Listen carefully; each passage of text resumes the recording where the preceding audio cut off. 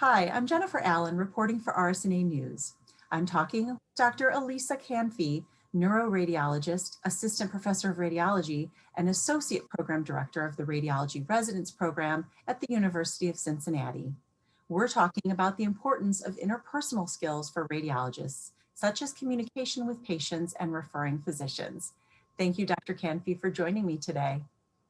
Thanks for having me. First question, why is it important for radiologists to have good communication skills outside the reading room? In my opinion, communication is the most important skill, well, one of the most important skills that a radiologist can have. I'm sure we have all worked with excellent radiologists who make the findings, who are up to date on the literature. But if you look at the radiologists that people really seek out, the ones that are the point people on the team, it's the radiologists that know how to communicate. It's the ones that talk with the referring physician about the important findings or what they're thinking. It's the radiologists that talk with the patients about the situation or what to expect with their procedure. The ability to communicate effectively, clearly, that's what really elevates a radiologist. So how are patients and families affected during radiology procedures and during patient care discussions if a radiologist can't communicate clearly?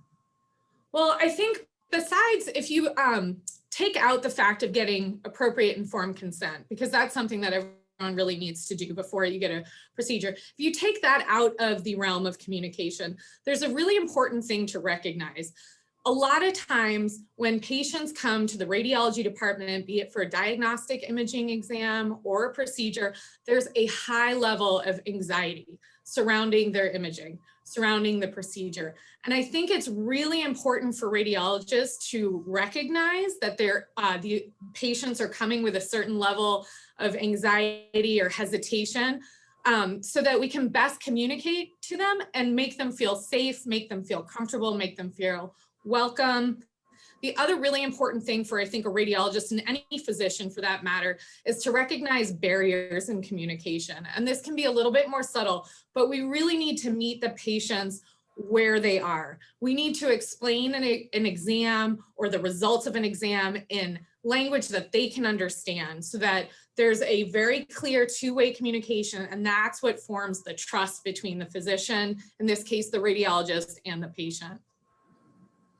Is it just as important for radiologists to be able to communicate clearly with their colleagues and department leaders?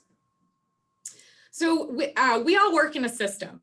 We all work in a system, whether it's a private practice model or if it's in an academic institution, and communication in those systems is important at all levels. It is really important for a radiologist to be able to communicate effectively and clearly with the technologists they're working with, to get the exams that they need, to get the information that they need to work together.